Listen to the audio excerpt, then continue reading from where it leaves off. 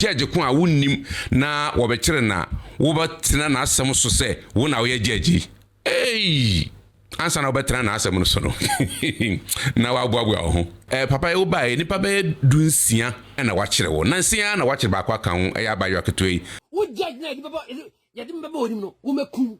The order. You recall the press conference at Jubilee House where the president says, we have technology now that can see your IP addresses. And so if you write something that we consider misinformation, we'll come for you. We can find you those doing those hate speech and things. We'll use your IP number, we'll trace you. And when we trace you, we'll deal with you under the criminal code for inciting violence and disturbance of the peace. Mema etiefo ni ahwefo nyina kwaba ediba Koda Media TV so sabiri media ne kachire eja yewudi asempa dwumedi a watundin chichiremu na matena sei ana matena guamu mede eba besomo ensem chiremu bia wonte ana wate wanya asekire papa biara nti ko ka chiro bia wose wose debi ti Koda Media TV na nya asem chiremu omampani John Damani Mahama bidi adi ade a waye magana fo ani agye ho pa baako ye akyekyerakyekyere esanse wo ba ya pe eno mampenya kasankasa na no mutum obekan se wa obekasa wankasa yi wa obekasa wankasa yi ti sena Samuel Nate George yawo mampanin Adodan Kwakufu Ado no wa obekasa wankasa yi ti sena Sami Jemfi yawo Adodan Kwakufu Ado no wa bekasa wankasa yi ti senia Samuel Nate George kachire former vice president current flag bearer of the New Patriotic Party say oye Wale Adam Smith no so wankasa yi wono ne pen so dia unim na betna so na fa video bi na phone si woni na so ye video kanse hunu bi sa me man wa kire you mama wachiro mama bie na fo awisu PI e de trisi wa na ya be kiro sani amin krofo nya akwa na wokasai me sa MPP penso no na montimi anye won hwede me de da bi o sa liberty no me fa magana fo you o man panya no mutum ano kansa asem no engineer hwehwe sa video na bomba tiefo na wontie sani amapani esi kansa asomnefa. We can find you those doing those hate speech and things. We'll use your IP number, we'll trace you. And when we trace you, we'll deal with you under the criminal code for inciting violence and disturbance of the peace. But I believe that beyond that, we must start making regulation for this new media because it's unregulated. And so anybody just takes a phone and says, oh, this plane crash, I wish that so and so had been the one in the helicopter and had died, and dwarfs have eaten him in the forest. I mean, why would you say something like that? And so we need regulation for that new emerging media. But in the meantime, the National Signals Bureau has been given the full authority to track down people who do that kind of thing and bring them to be sanctioned under the criminal. Inti ekoba say we opposition MPP ni na ukakasa bi na enye wonde pa oba bekiro. So far nipa no wachire san Kwame Aboranya de apolice fo no wo na so wonye biribi nya pa wo so yensan ko kire ne bi o. Kwame Bafo Aboranya wotwe na se de koi ena medin kanka no wonde police fo no wana se tenchi bi mba na se NDC fo information bi a obi be pa ho ntama na akoye the talk of the town pa say mu nkocha Aboranya na yemfa mbrabra sansam yiso strategy watch Kwame Aboranya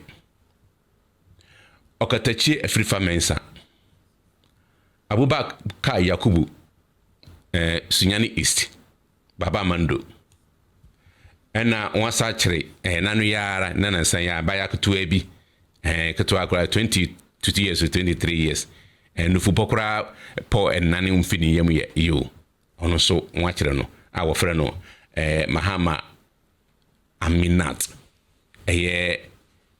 na hotedin di ba omiaba ono so won kire no na obi ti sɛ David Asando Agona West constituency organizer for the New Patriotic Party agona so edru oh tio ono so wankyere no adanta kumi oh wakyere ne kura ma te ahopopo si ne yere so kura ma obi onyim no opetu point yo manyin sen say adanta kumi yere deni fanti comedy ono so opa na sa ene nipa bia wokakaka ho na yenu yakodwo ponkroma etwetwe nkomo bi ewo TV so na ansana yebekọ kodwo oponkroma ho no papa bi nso de ne dia ba bobom oso ne du nsuro hu sabi nyankrama ina na etimi kira pese na sa wo nini na sa wo so wano ye woda kome na chekere ne hwe yo wo nini na so wano ye woda o hia krante wo bekire no wo hia okisi wo bekire no enti papa no oribu president mama be president mama abranti di bube o yo wasa nyankrama ina na etimi kira pese ena so nini wo so wano ye woda nya chekere ena obemne na to yem enti ono de oya chekere enti wo de wo afara chekere a odnano ndi sembeto ho engineer yanko ne yankukuti sani ya papa ne sikasa akokuduru so wose wonnim jeje ko a wonnim na wo be kire na wo batina na asem so se wo na wo ye jeje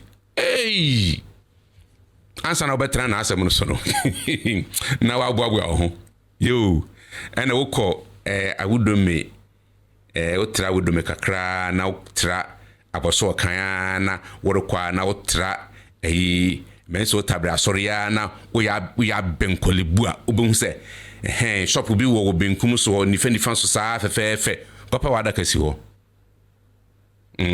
wa wo ye jeje abetre na asem no fa sa kwan ne so na kodi adaka bia no si ho ansana na asem no betra so a watra so na momi yanko ni nkuti sania papa ne dia kokoduru esi kasai wo se afro no nti afi otwen onipa ba bekire no this for mo chebe na me hwe I swear kambo wo judge no be di masem no wo judge na di baba ya di baba onim no wo meku na me meku obiara me de no meku obiara yo akora na no disem ni o what's a dakoro opa mo hufu a wotu ni berima na ne ma kire o kira ma kire enso ya mamu no system no ye democracy ye kamamin kan bi amambu woyɛ bribi na oso ne otwasa ne nim se na chiachia enti nipa na betenu den ara wobɛfomara wobɛfom woyɛ nipa de mfomso beba mfomso ba onipa na obehu na waka enti nyese bia obehu na obɛka nti na se wɔkyere nipa ko no se na ɛbɛya ɔkyena bi wodi mfomso a wonyi obi manen kanti na se wodi hu bɛhye nipa nimu sana papa yire wodi hu na wodi hye nipa na mu bɛkyɛ sa papa kyerɛ se wodi mfomso kora wa mamunu mu bia mo bi nka nso democracy nyesa na wo practice no nti wan de ose wabre mo hwehwɛ na mo nkyere no na mo wa ba kyerɛ no ɔno wasam sawode no kɔ na wode no kɔtum na ba sɛ jeje bi betra na asɛm no so o jeje ko betra na asɛm so de erade trawere na wo ma wo transam so wie ya pɛ minim ko befa so a obegye wo nkwan fi se ono ka ntene edu bia mo sabe kana na mwabisa no na nka nsese eno so anka ba na so ne yere kɔ ne de sana ahwa opa mo hufu a obeto ni beremba yenu yakɔdwo bom nkroma enso de na no di sambi atodwa wo Metro TV so kasa ya ma te se o kire nipa dodo a o mempanyi John Dramani Mahama oba abamu yi wetimi atata won a chekere won ama wodi hu eden ahyegum inkuti. We have said, however, that this we see as part of a bigger exercise to suppress dissenting voices in our democracy. The government is not delivering on their promises. It's almost 1.5 years since they were elected. If you look at the budget for 2026 alone, it's over 250 billion Ghana cedis.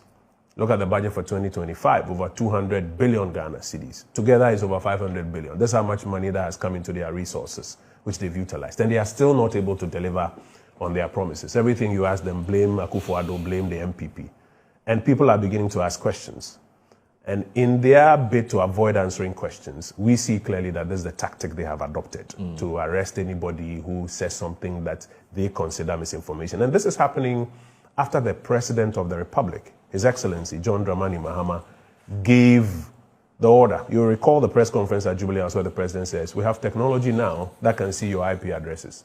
And so if you write something that we consider misinformation, we'll come for you. And since then, as at yesterday, about 16 MPP activists had been arrested for expressing views that the government doesn't feel comfortable with. Indeed, by yesterday, it had risen to 17.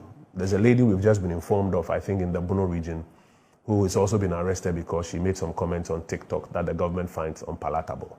A team has been dispatched to engage and ensure that her human rights are also protected, even as the state seeks to investigate. We have no qualms with the state seeking to investigate somebody, or even if they feel that somebody has committed an offense, exact sanctions against that person. We are a law-abiding party. We believe in the rule of law.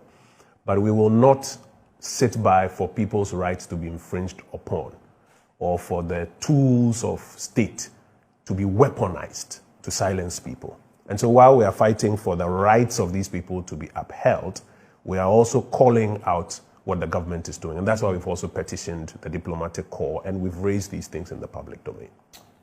I mean, is it really a matter of fact that government is clamping on dissent? Because we want to find out whether the facts actually bear you out. I mean, you are one of the strident critics of this administration. You've been expressing your views very forcefully. You have... They haven't come for me. They haven't come for me. So that's evidence that that's not what they are doing. So how... But you know, I'm a member of parliament. I mean, sorry to interrupt you. I know where you're going. I'm a member of parliament. I have some courtesies and, may I say, even immunities that I enjoy. And so they will be tactful in not coming for me. But when they find that young girl in the Bono region who, you know, probably is living on her own on the backside, who has been bold enough to speak up, they believe they can go for her and not have consequences. Did she just speak up, or she threatened? There's a difference. The information I had was that she did a video on TikTok. Yes, and said what? Well, I won't go into those ones. Exactly. Which I have said is the fact that they have the right to investigate somebody. Yes. But her human rights Must have be to be protected. protected, Absolutely. even as they go through. And our interest, A, is in ensuring that the rights that citizens enjoy are not infringed upon. That's number one. And number two, as we see a pattern that sections 207 and 208... Kojo Ponkruma so Nedia Odia Bebu. Kojo Ponkruma hina. Kojo Ponkruma Achim Ayiribi member of parliament. On ordinary tunsa. Brofo pade Kojo no brofo de papa. Is a mribi atwam na oyadwuma Joy FM. Mobekaya ayi ana Kojo Ponkruma eka ho enana organize our program sema presidential candidate mribi atwam kai ayarekof you na Kojo Ponkruma eka ho na no brofo de ede na Kojo estate in fact say papa e obae nipa be dunsia na wachire wo nansia na wachire ba kwa kan ho ya ba yo aketoi e makoye 17 people and Mahama and the 16 months no nipa 16 into 1 month bia me say wachire nipa ba ko eno na papa no chese debi ayeye ye de be kasa na mo ye kasa mo mna mo kire yen na obaba ba kire yen o problem na wachire ya wode ye kɔ na wode be akoto cells o problem ye jo betra me ma asem so no o how kesepa intina do sema wode atweni minim so manpan what is on you mi kiri se otie Koda Media TV papa ntina nwumere den a wobete sasamu na wotin so a